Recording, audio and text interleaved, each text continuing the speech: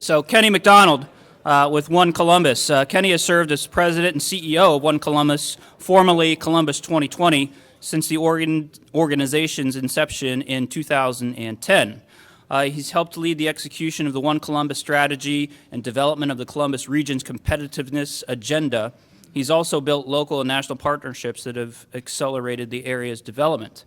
Kenny has over 25 years of regional economic development and management consulting experience focused on helping companies develop and execute their location strategies and helping companies achieve their goals.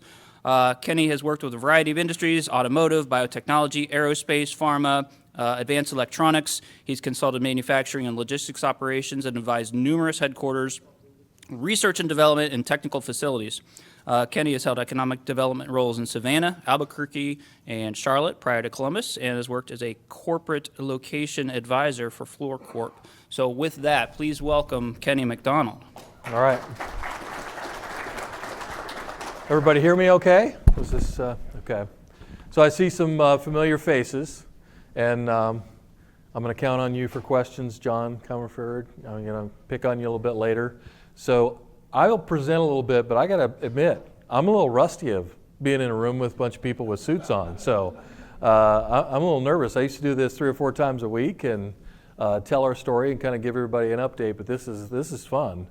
And after this, I'm going to the airport and I'm going to go to Chicago for a business trip and have a steak dinner, and I'm extremely excited about that because I haven't done that in 12 months. So I'll just further introduce myself a little bit, and then we'll kick it off. Again, I lead One Columbus, a team of 20 people and a collaboration of about 300 businesses and about 40 local nonprofits, academic institutions, and governments across the 11 counties in Central Ohio. And what we do is try to build the economy here. And I can tell you that it's been a wild ride, like it has been for you as a business owner for the last 18 months, and the ride is continuing. The stuff that I was dealing with even this morning is hard to believe, and most of it is pretty awesome for Central Ohio. So I'm going to try to tell you a little bit more about what's going on behind the scenes, what I think might be coming our way, and then try to answer some questions. And I've got lots of questions for you guys too, because I need some input before I get on that airplane and to that dinner tonight. We got lots of things to decide as a business community. So I'll start with, how many of you here think it's important to know where you're going before you start the journey, right? I'm going to talk a little bit about that today. We have a pretty clear vision, and I think it's more true today and more appropriate today than it was about 16 months ago when we launched it, and that is to be the most prosperous place in the country. We want to grow. You guys know, you're business owners, if you're not growing, bad things are happening. You're stagnating, you're losing, you're probably not just staying the same, you're moving backward. So we absolutely want to grow, but we got to grow better, and we got to grow a little differently. And the pandemic has exposed a lot of stuff that we were pointing to prior to it, about inequities that we have that are actually creating a ceiling on our growth. So I selfishly want more growth, and so I want us to solve some of these problems in housing and transportation and our workforce, things like that. I'm going to talk about that a little bit today. I also, there's not a question, but you may not know this, but a kid that is born with working parents, by the time they're 6 years old, has a completely different brain than a kid that wakes up and is born into a family that doesn't have full-time working parents. And that's a fact that motivates our team pretty directly. And the reason that those kids' brains get rewired is they don't live in scarcity. And so when we talk about jobs and the creation of jobs and moving our community forward, that's the kind of stuff that actually motivates our organization. We believe in the power of full-time work. In fact, we just flat out believe in the power of work. And we're going to talk a little bit about that when we actually get into some of the workforce conversation today. Because we think people going to work full-time has a lot more purpose than a paycheck. And we're learning the impacts of that as we move around in today's society and in our economy. So we started with the vision. I wanted to tell you a little bit about our plan. So in September of 2019, we said, hey, we had a pretty good decade. In fact, we had the greatest decade in the history of the Columbus region from 2010 to 2019. More growth than we've ever had before, more people working, wages were higher. We had grown our population. I think we were moving 40 to 50,000 people a year into our market. And as small business owners, that's the thing. Your market is growing, right? More customers are showing up. They have full-time jobs. They have discretionary income. Their kids are going to college at Otterbein, and they can afford it, and good things are happening. If we're not doing those things, then we're moving backward. And we also said, and oh, by the way, we have some pretty massive inequities, and we've got some things that are pretty alarming as we actually moved around our region, saying we've got inequities in mostly driven by race, and I've looked at, if we looked at healthcare inequities, I looked at job inequities, I looked at our unemployment numbers. A bunch of numbers we'd blown out of the water, and a bunch of them had stayed the exact same for 10 years. And I was saying in September of 2019 that we got to do something about that because we're not using our full capacity.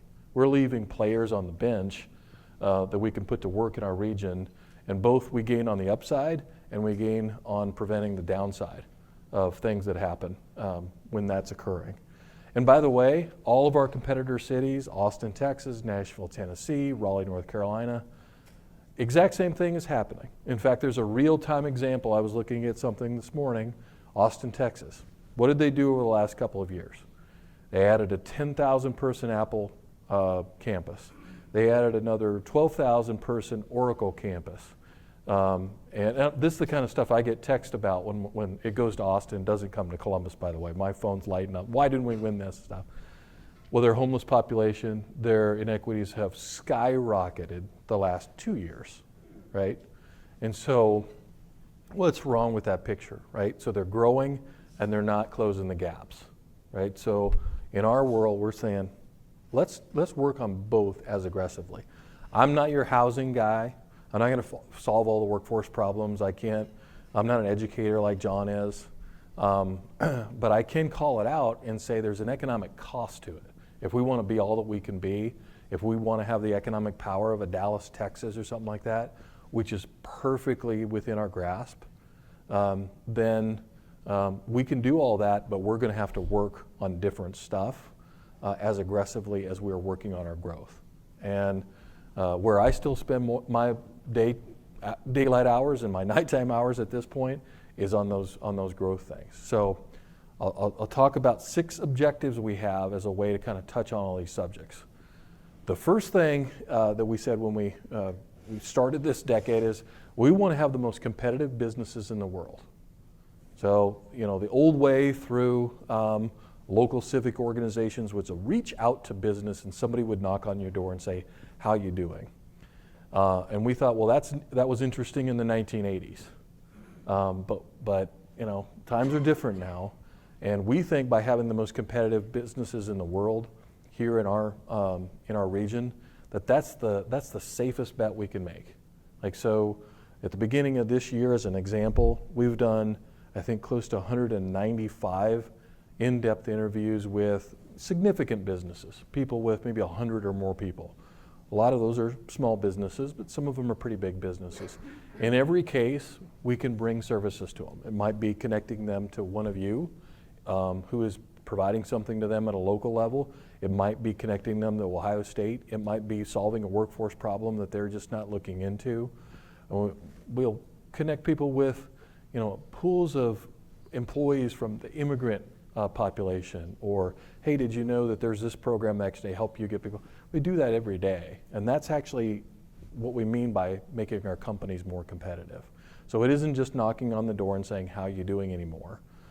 It is with a real strategy that we're doing that. We're learning a lot. When are people going back to work? How many people are you going to have in your office, right?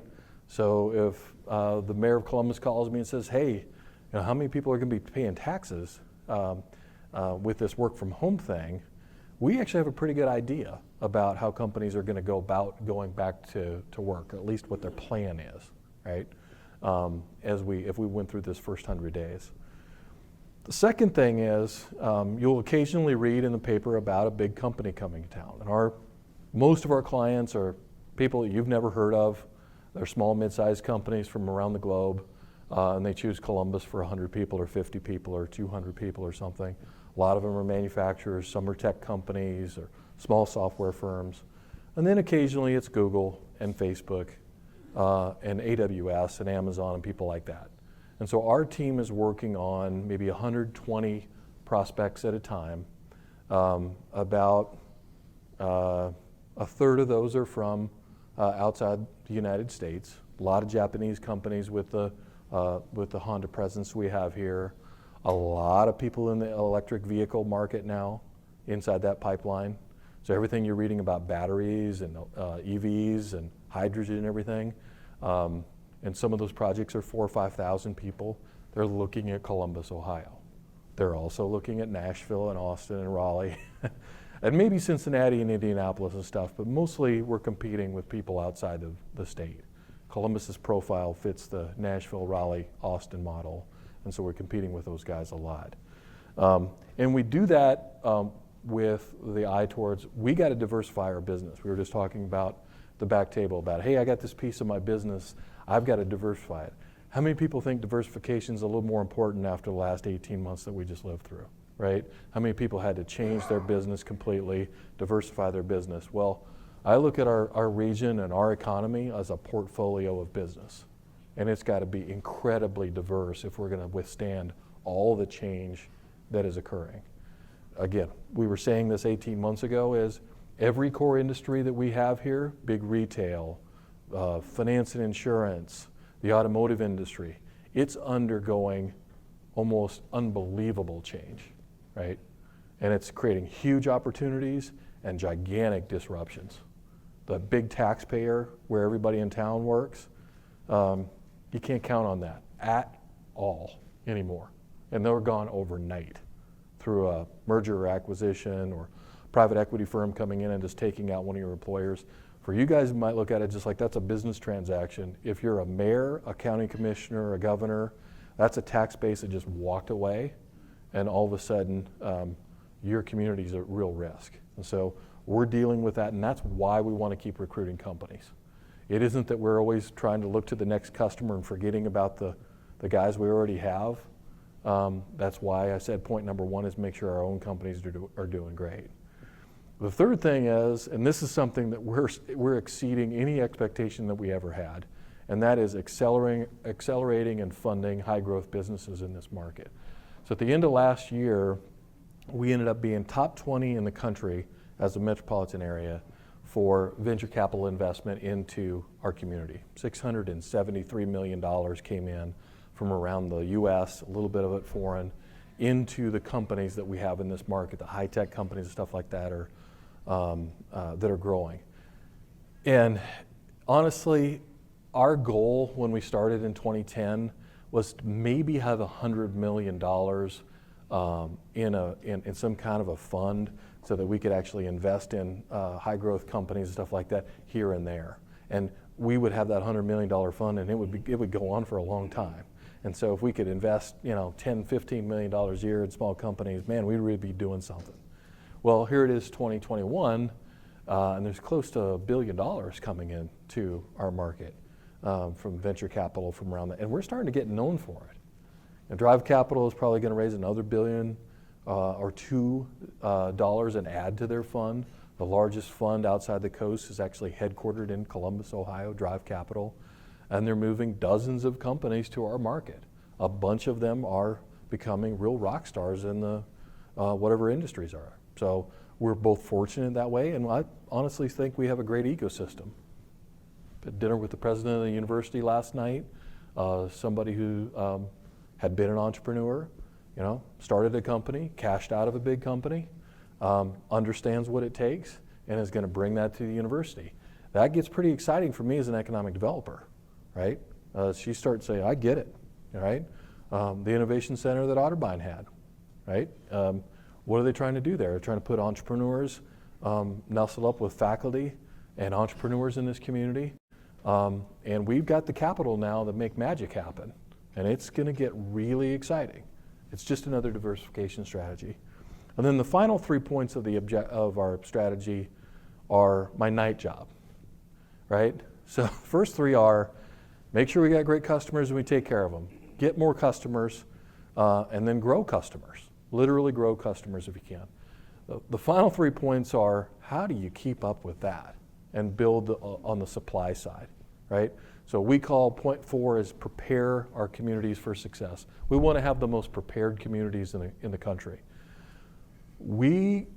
Our game day is when the client says, we're flying in, you have 4 hours to show us the site, the workforce, and what you're all about values-wise and everything else before we fly to the next place. All during this pandemic, that's continued to happen. So our team has been at work the entire time. And we used to do that all the time. People would come in and do the same thing. They're even more pressed for time now, and they're moving quickly. And so we pick them up at the airport. We'll have a number of sites that we want to show them based on our buildings or something like that. And then they want to see our schools. They want to see what our community looks like. They want to see where their people are going to live. Where my people how long are they going to have to drive to work? Who are going to be my neighbors? I want to talk to some other employers about what it's like to hire and fire people in this market. And I really want to, I want to touch the product. And you got a definitive period of the time before I fly to Raleigh. And so we love it, right? We're really good at it. And the reason we love it is like no other place, you got to see this place to believe the product we have, right? So you're all from Central Ohio. You know that we've got a pretty great product. We got some deficiencies, but once people get their feet on the ground here and they can see what we're doing and they can see the communities we're building, we don't lose very much when we get them here. There was an article in the paper last week about Apple choosing Raleigh over Columbus, Ohio. And it was something that we'd worked on a while ago. I would say that it wasn't a heated competition over the last year or so. And when you talk to the Apple team, the team that had been on the ground loved us. But when they poll their employees about, okay, here's 3 places, and most of the employees have not been to any of them. You move to Austin, Texas, you move to Raleigh, North Carolina, or this place called Columbus, Ohio. We're not going to win that battle very often because most of those people haven't been here and they don't have a big connection to us. The companies that do, and they have employees who can actually be testimonials for it, we win a lot against those same places, right? But there's just some realities to our product that we have to kind of deal with.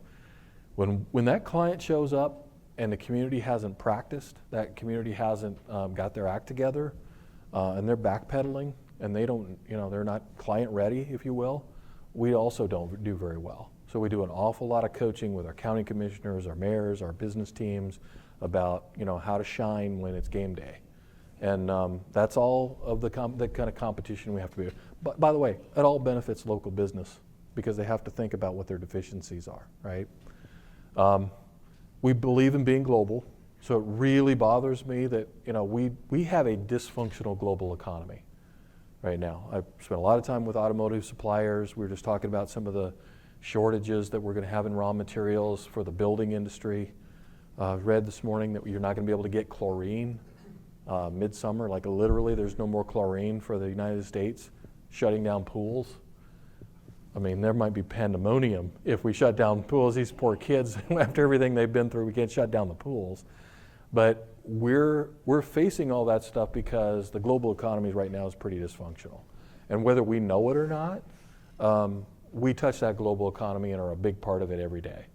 So we got lots of automotive suppliers that are shut down because of the chip shortage.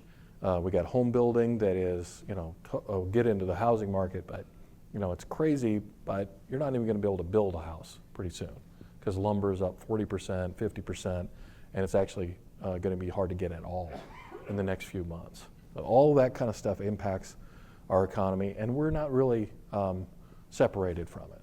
And then the final thing, and this is where I need some help, is that if you believe anything that I said today about it being a great place, help me tell that story, right? So the best stories, you'll read them, here and there, both in Wall Street Journal or Forbes or Fortune or whatever, about the companies, small and large, that are here and doing well and are changing, maybe even changing the world or their industry from Columbus, Ohio. And one thing we've got to do a much better job at if we're going to win the apples of the world and convince people that sight unseen that they could come to Columbus and have a great life and career and everything, is we've got to say what we're doing. We've got a great vision, we've got a great strategy, we've got a hell of a product, and we've got great businesses all over this region. 30,000 businesses in our 11 counties, right? And then I'll end with some points to work on. I don't think they're negative points, I just think that they're facts. Less than 3% of our businesses are black-owned businesses. So with 30,000 businesses, we have less than 1,000 black-owned businesses in our market. That's a problem, right? That's wealth that we're leaving on the table. That's a market that we're not very good at it. And places like New Orleans, at which I was on the phone with this morning, helped develop a strategy for this. Atlanta, places like that are taking advantage of that, and they're pursuing entrepreneurs in that market, and they're saying you can do it in our market. I want us to be one of those markets because the more diverse we are, the more we're going to win, right? So I'm very callous about one thing. What is it going to take to win, right? How do we get the best players? How do we grow the most? That's just one of those points. The other thing is, our biggest problem right now is fielding a workforce, right? Lots of things working against us. Number one on the list is just the public health crisis is still there, right? And there's some after effects of that. Daycare and stuff like that remains a big struggle for people. It's keeping particularly working women off the table for us to work productively inside of an operation, things like that. But we also have incredible stimulus going to people, and they're deciding to stay out of the workforce. So my mindset is, how do we get more people to understand the power of work, to understand that it's more than a paycheck and that purpose is really what it's all about, right? We get people starting at a very young age to dive into that. And then I'll touch on one final subject where we're spending a lot of time on. We have an awful lot of money that's going to show up from the federal government very, very soon. I heard this morning it's be about $11 billion from the federal government into the state of Ohio that then gets filtered down through local governments, cities and counties, and various programs. Some of it is discretionary, which is again where I need your help. If you think of transformational ideas about things that we can do with some of those funds, should they be, I'll throw out a couple of ideas. A massive service-oriented youth program for employment to get kids in the workforce as early as 16 and keep them in the workforce. Not to have them not go to college and stuff, but teach them the power of work at a very early age and give them great opportunities and connect our employers with those young kids. How about a brand new airport terminal that's a hub so that we can have the direct flights? We're the biggest city in Ohio. We're the gateway to Ohio. I think Ohio deserves a world-class terminal that could be a hub airport and have international flights and flights to the West Coast and all that stuff. We have some of it, but we have to kind of duct tape it together right now. It's a big number to build a new terminal, but how could we actually use some of those funds to get that train rolling, right? And there's dozens of really cool ideas. You all have my email after this. You can send me a note about anything. I have crazy ideas. I expect crazy ideas from all of you. And those are maybe some of the ideas that are going to get forwarded on. It's not something we control, but I think the business community's got a lot to say about it. You know more than anyone else what it takes to compete and build a business here, and your advice is both wanted and I think necessary if we're going to make the most of those kinds of dollars. So I will end there. Maybe one final comment. If you're betting on a region, you're betting on where to put a small business, I would bet pretty heavily on this market. And I could, if I quit right now and jumped on the other side of the fence and was just somebody who could go anywhere, I would say that with the same conviction, that you're going to have outstanding growth in population, in workforce, and economic activity here, more than we had pre-pandemic. We're going to grow faster, right? We're probably actually, I think Austin said they were moving 184 people a day to Austin. We're actually not that far behind, right? So we're probably adding more than 50,000 people a year now to our market. Good thing, a little overwhelming on roads and infrastructure and housing and everything, but I'd rather have that problem to solve than people moving out of our market like there are in some other parts of Ohio, right? So how do we actually take charge of that moment? And I'm happy to answer any questions that you might have.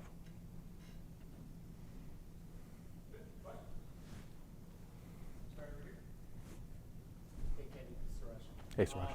Thanks for everything you've done. The past 10 years has been a fantastic move for our city and our state. I don't know how we snagged you from down south, but it's a great win. Thank you. Good. You mentioned workforce, you mentioned airport. My hypothesis is those are the two biggest, maybe two of some of the biggest factors we lose to Nashville and to some of these other cities and so forth. How true to form is that? And what are the top four things that you lose to So those cities? I've started. The question is, where's our deficiencies? Where do we lose? I've started to think about this a lot differently the last 2 years, because I think these measuring sticks have actually probably got it all wrong. I'm all about trophies. I love when those big projects and be on the front page of the paper and say we're adding 1,000 jobs and have really cool companies do it, and we're always going to love that. But I think we should get just as excited about some of the numbers going down, right? And I think we have a very unique opportunity. You're not going to be able to accomplish in Chicago. You're probably not going to be able to do it in a small place like a Fort Wayne or something. You just don't have enough scale. If the Columbus metro area was able to grow steadily at a good pace and then drastically reduce some of these other numbers, like at the end of the decade, we still had 10, 11% African American unemployment. If that was 5%, or if that was in parity with the rest of the working population, gigantic win. That's a bigger win than winning Apple, right? And that should be the front page story, right? And then right beside it, we got jobs that we're creating from companies. And so I think we need to continue to have this conversation about metrics and how we're measuring success. What does a win look like? And by the way, it can be lots of different things. It can be the ones that you win. I don't see a whole lot of deficiencies in this market. I really, we lose because we don't have a building. We're running out of land, certain kinds of land to land certain projects and stuff like that. We were trying to assemble land this morning for a big project. I mean, all the stuff going on, we're running out of new places and places that have due diligence on them and stuff. It's getting harder to prove that we have a workforce that you can, hire 1,000 people. But by the way, so is it everywhere else, right? And that's why I'm so passionate about using capacities that we're not currently using and bringing to the table. But we have way more reasons that we win than we lose. Mostly it's because of me. I probably didn't do a good enough presentation on some of these. So but it's a competitive environment.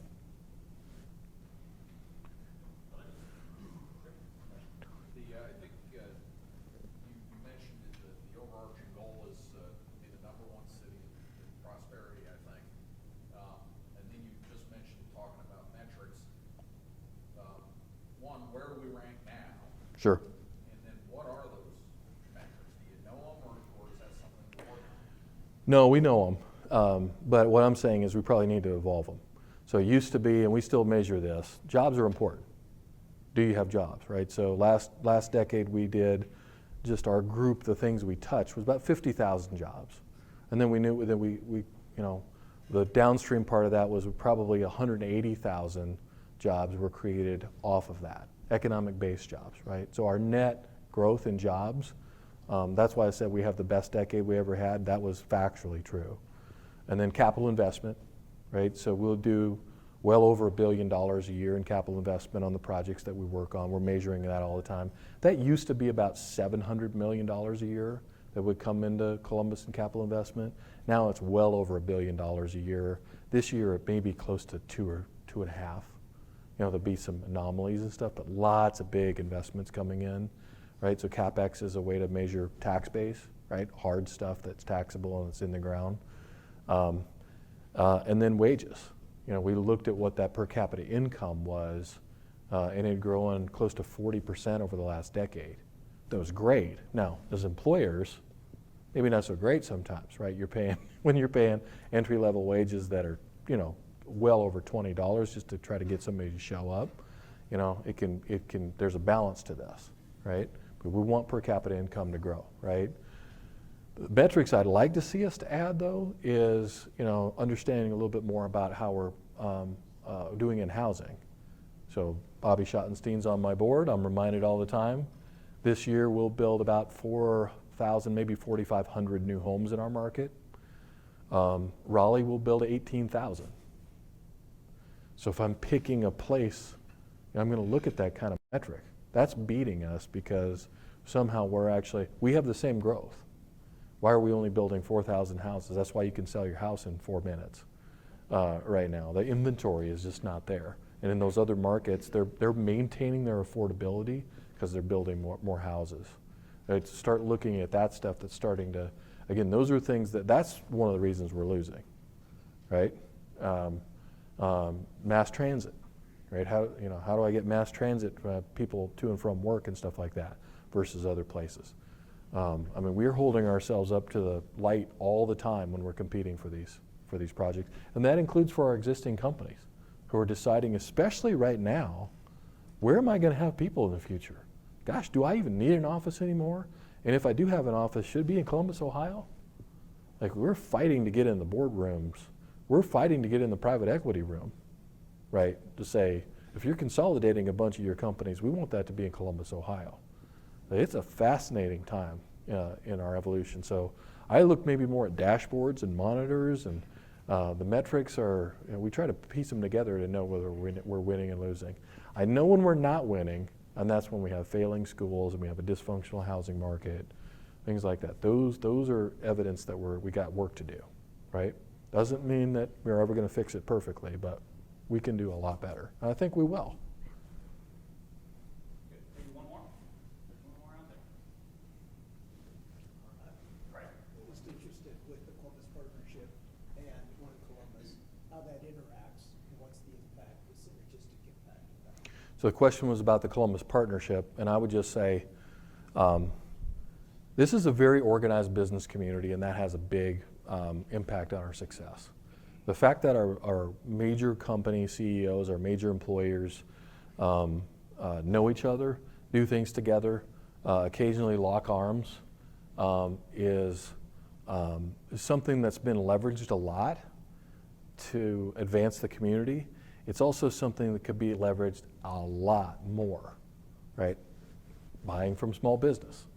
Like, are we buying locally or not, right? Let's really, again, hold ourselves up in the mirror and push that corporate community to do some things. So there's some conversations going on about that. When I came to town, that CEO group was 22 people. There's 70 CEOs on that, right? You could argue it should be 120. You could argue that it should only be 22 again.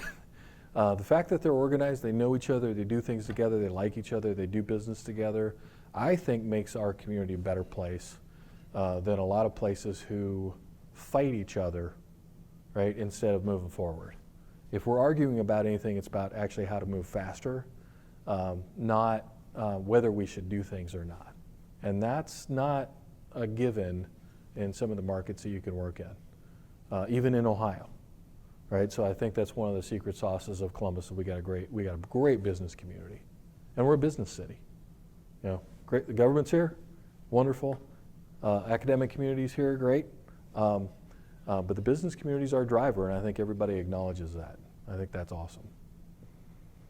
Thank you. I love it. Thanks, man. Appreciate it. No.